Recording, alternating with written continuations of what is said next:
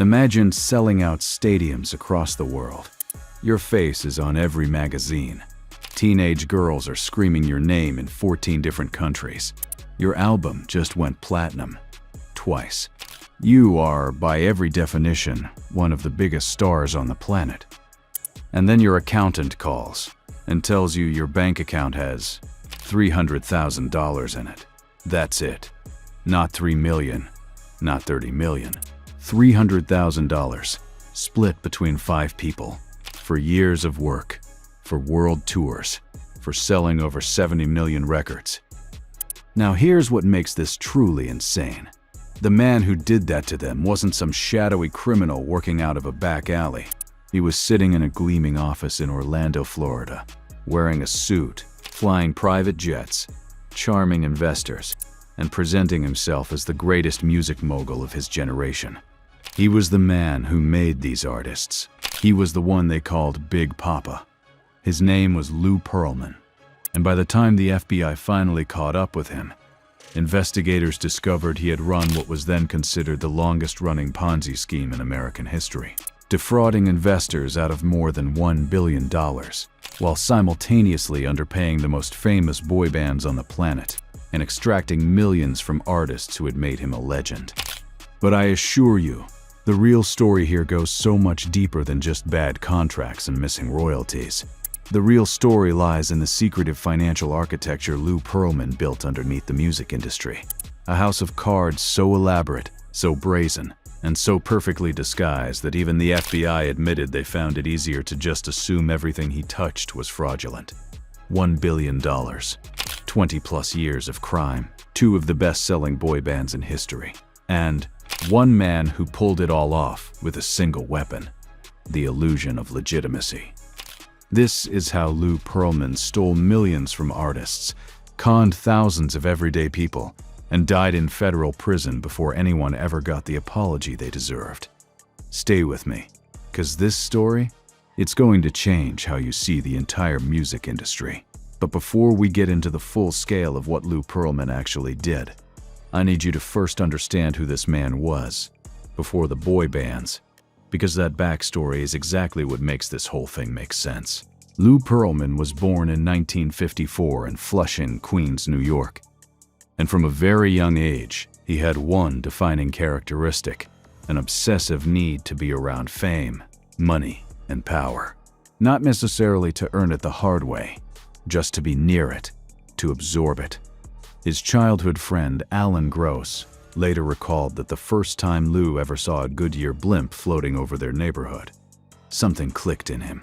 He became fascinated by aviation, by blimps specifically, not because he had any particular engineering talent or passion for flight, but because blimps were visible. They floated above everything else. Everyone looked up at them. That detail, that specific, almost poetic detail, tells you everything about Lou Pearlman's psychology. He didn't want to build something great. He wanted to float above the crowd and have everyone stare. So, in the late 1970s and early 1980s, Pearlman entered the blimp business. He founded a company called Airship Enterprises Limited and began chartering blimps to corporations, McDonald's, SeaWorld, Jordich Jeans. On the surface, it looked legitimate. He was moving, he was hustling, he had clients. But here's where things get interesting and dark, almost immediately. One of Pearlman's blimps was supposed to circle over a Jordich Jeans promotional party. According to his childhood friend Alan Gross, who served as the company's PR manager, Pearlman knew the blimp was severely faulty before it launched. It crash-landed less than a mile into its journey. And what did Lou Pearlman do?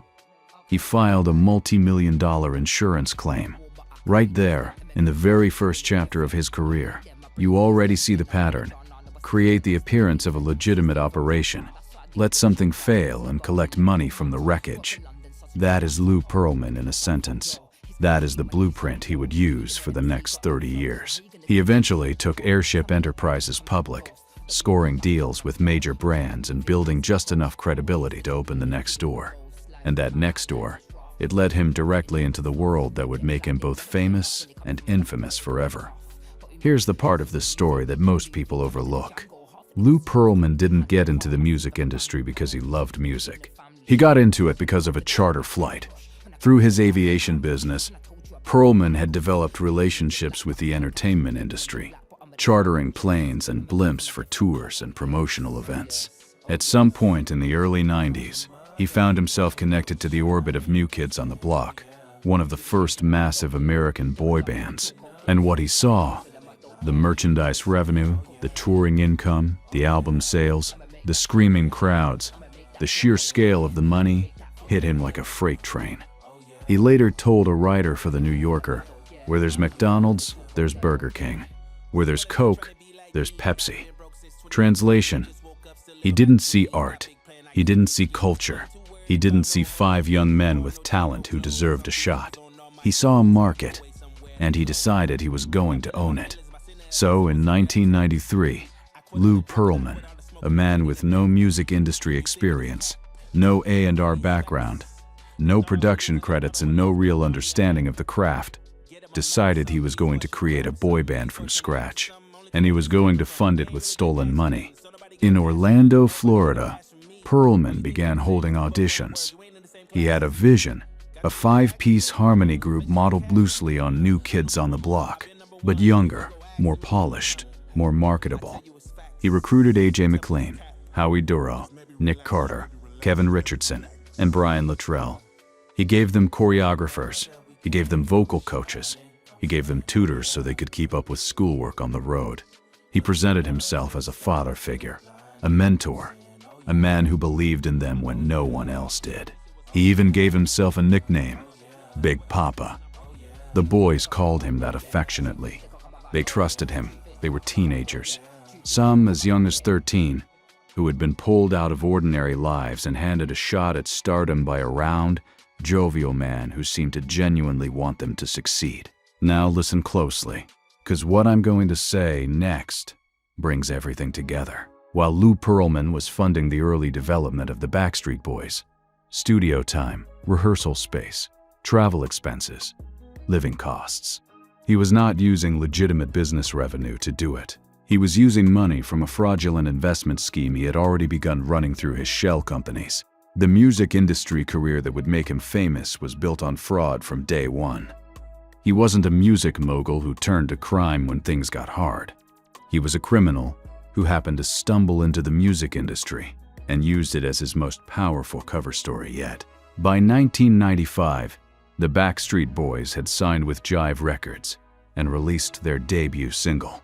It didn't blow up immediately in the United States, but in Europe, it was enormous. Pearlman sent them to Germany to develop their craft, do interviews, perform concerts, work on choreography. They were grinding, and they were doing it on almost nothing. The contract they had signed with Pearlman's Transcontinental Records was, to put it plainly, predatory. Pearlman had structured himself into the deal in a way that was almost cartoonishly greedy. He collected fees as their manager, as a record label executive, and as what the contract essentially designated as a 6th member of the Backstreet Boys, meaning he was taking 1/6 of the band's own income, on top of everything else. By the time the Backstreet Boys were selling millions of records across Europe and breaking into the American market, member Brian Luttrell hired a lawyer to find out why. After all that success, the group had collectively received only $300,000. $300,000 for all of it, split 5 ways. That's $60,000 per person for making Lou Pearlman a millionaire. The lawyer started digging. What he found was a contract so stacked in Pearlman's favor that it was almost difficult to comprehend. The band was being charged for nearly every imaginable expense, deducted from their royalties before they ever saw a cent. And that 6th member clause meant he was literally taking a share of the band's performance income as if he were on stage with them every night. In 1996, the Backstreet Boys filed a lawsuit against Pearlman. It was the beginning of the end of the illusion. But here's the thing, and this is the part that blew investigators away when they finally put it all together. The artist exploitation, as bad as it was almost a side operation. Underneath the glitter and the boy band machinery, Lou Pearlman was running one of the most sophisticated, long-running financial frauds in American history. And the music industry wasn't just his cover story. It was his most powerful recruiting tool. When Pearlman transitioned from blimps to music, he didn't just form a record label. He built an entire fictional corporate universe around himself. At the center of it was Transcontinental International Inc., the parent company. Underneath that umbrella, he claimed to operate Transcontinental Airlines and Transcon Records. Here's the disturbing detail. Transcontinental Airlines was not a real airline. It had no planes, it had no routes, it had no passengers. It was a name on paper, a logo in a brochure, and a tool for extracting money from investors who believed they were buying into a legitimate aviation and entertainment conglomerate. If you take the time and do your homework, you can find that investigators later uncovered a completely fabricated accounting firm, Cohen and Siegel, that Pearlman had invented specifically to produce fake financial statements for Transcontinental Airlines. The firm did not exist. The accountants did not exist. The numbers in the statements were fiction. A federal prosecutor working the case later told ABC News, "It actually got to be easier for us to think and just assume everything is fraudulent." Let that sink in. The fraud was so pervasive, so thorough, that government investigators stopped trying to identify which parts were real and simply assumed everything was a lie until proven otherwise. Starting in the mid-1980s, years before the Backstreet Boys existed, Pearlman had been running an investment product he called an employee investment savings account. He marketed this to private investors, regular people, retirees, family friends, small business owners. He told them it was completely safe, government insured, backed by the Federal Deposit Insurance Corporation, the FDIC, also protected by AIG and Lloyd's of London. He had brochures, he had official-looking documentation, he had certificates, he had, as the FBI later confirmed, forged every single one of those documents. Retired FBI agent Scott Skinner told ABC News directly, "Anytime we see the representation coming from one of Lou's companies that the FDIC or AIG or Lloyd's of London was insuring it, we knew right then it was a fraud." But here's what made the scheme so devastatingly effective: the boy bands. By the late 1990s, Pearlman had two of the most famous musical acts on the planet. The Backstreet Boys were selling out arenas. NSYNC was a global phenomenon, and Pearlman would invite potential investors to come to Orlando to see these artists. He'd send a private jet to pick them up. He'd have a limousine waiting on the tarmac. He'd escort them into a gleaming corporate office, introduce them to famous musicians, let them feel the energy of a real entertainment empire. And NSYNC's Chris Kirkpatrick, reflecting on the scheme years later, said something that sent chills. "Lou would always have people watch us perform. It was, 'Oh, these are Lou's friends. Gotta schmooze them up.' I didn't realize that they were all these investors. The boy bands didn't know they were being used as bait. They thought they were just performing for Lou's business associates. But every single time they stepped on a stage or shook hands with one of Pearlman's guests, they were, unknowingly, helping him convince another family to hand over their retirement savings to a completely fictional investment vehicle." One analyst who studied the scheme later noted something that has haunted everyone connected to this story ever since. Something that gets overlooked is that the Backstreet Boys probably wouldn't be the Backstreet Boys if Lou hadn't stolen all this money from the Ponzi scheme. He kept putting more and more millions into them until they finally did catch on.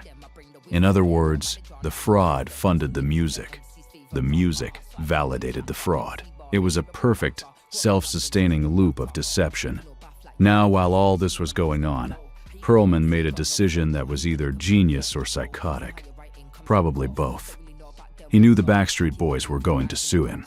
He could see the contract disputes coming. So rather than shore up his operation, rather than make things right with the artists who had made him rich, he did something almost incomprehensible. He built a second boy band to compete with them. Not a different labels act, his own. He recruited Chris Kirkpatrick, Joey Fatone, Justin Timberlake, J.C. Chases, and Lance Bass to form NSYNC, and he gave them essentially the same predatory contract structure he had given the Backstreet Boys. But he kept NSYNC a secret from the Backstreet Boys. NSYNC was logged under the code name B5. Employees were instructed not to mention them to the Backstreet Boys. Pearlman would then play both groups against each other, going to the Backstreet Boys and saying, "Can you believe what NSYNC is doing right now?"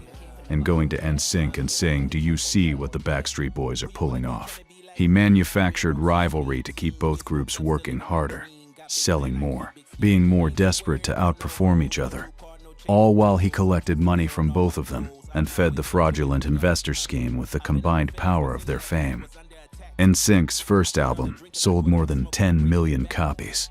They were a cultural phenomenon, and Pearlman was handing their lead singer, Justin Timberlake, who would go on to become one of the most successful artists in music history, $35 a day, $35 per diem, while their album sold 10 million copies. The reckoning came at a charity basketball game. Both groups played each other, and then afterward, as they all sat together at a McDonald's, they started comparing notes, asking each other real questions about what they were making, what their contracts actually said, what their big papa had actually told them. And they realized, simultaneously, in a McDonald's, that they had all been played. Lawsuits started flying from every direction. The Backstreet Boys fought their way out of Pearlman's contracts and eventually reached a settlement. NSYNC followed, engaging in what became an extremely messy legal battle. Pearlman actually countersued them, claiming that he owned not just their contracts but the band name itself. He wanted to control the brand of NSYNC even if the members left. He lost that claim. Both groups were free. But did any of that stop Pearlman? Did losing two of the most profitable acts in music history make him slow down, reconsider, maybe take stock of what he was doing? Nah. Instead, it only made things worse. Because now Pearlman had a cash flow problem. He'd lost his two biggest income-generating acts. He owed more than $200 million to various banks from fraudulent loans, and he had thousands of private investors waiting on returns from a savings account that didn't actually exist. So he did what every Ponzi scheme operator does when the walls start closing in. He doubled down. He launched a reality television show, ABC's Making the Band, to find the next great pop group. O-Town emerged from that process. He signed LFO, Take 5, Natural, and a string of other acts. He kept the machine running. He kept the illusion alive. He also began taking out enormous bank loans. Federal prosecutors later confirmed he had taken out approximately 30 bank loans totaling $190 million. He would use the borrowed money to plug gaps in his Ponzi scheme, paying older investors with money from new bank fraud, paying banks back with new investor money. It was a financial juggling act of genuinely staggering complexity. Here's something no one actually talks about enough in the Lou Pearlman story. Because the boy band drama is so cinematic that it tends to overshadow the people who were hurt most severely. The private investors, thousands of them. Regular people, retirees who had put their entire life savings into Pearlman's accounts because a friend of a friend told them it was safe. Elderly couples who had worked for 40 years and wanted to leave something for their grandchildren. Small business owners who reinvested their profits into what looked like a legitimate, growing entertainment conglomerate. These were not sophisticated Wall Street investors with legal teams and due diligence protocols. These were people who trusted Lou Pearlman because he had sent them a private jet and let them shake hands with the Backstreet Boys and shown them a brochure with an FDIC logo on it.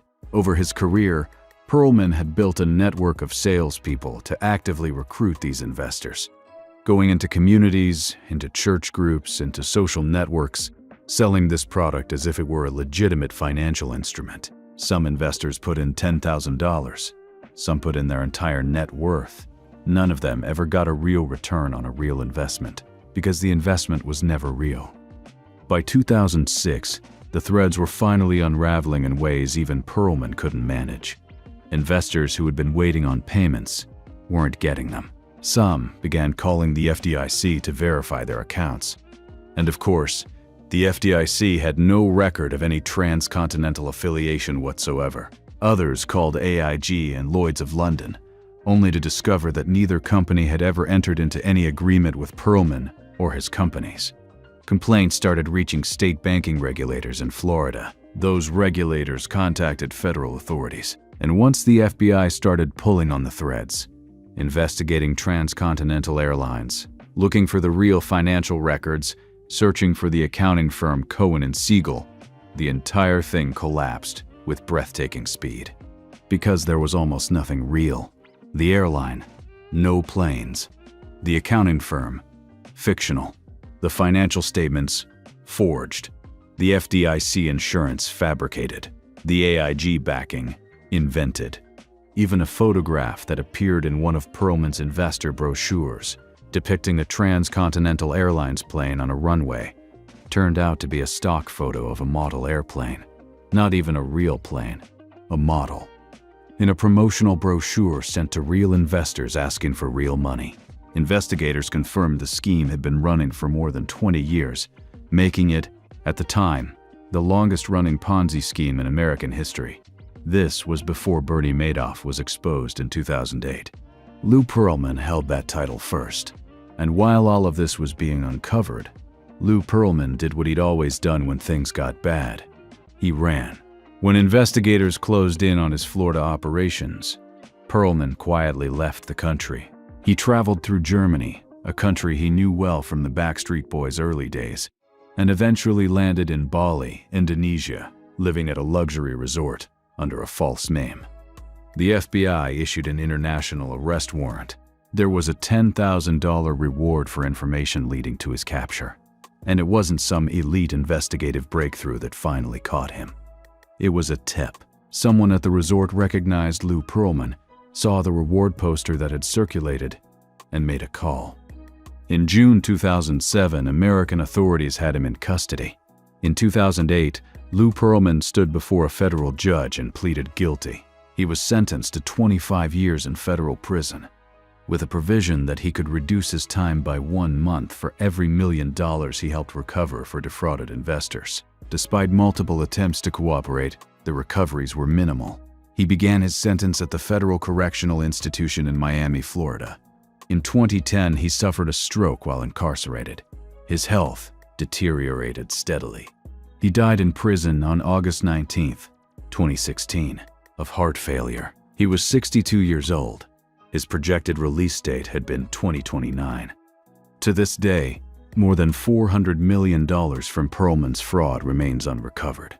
For the Backstreet Boys and NSYNC, the story has a more visible resolution. Both groups were eventually freed and went on to massive success.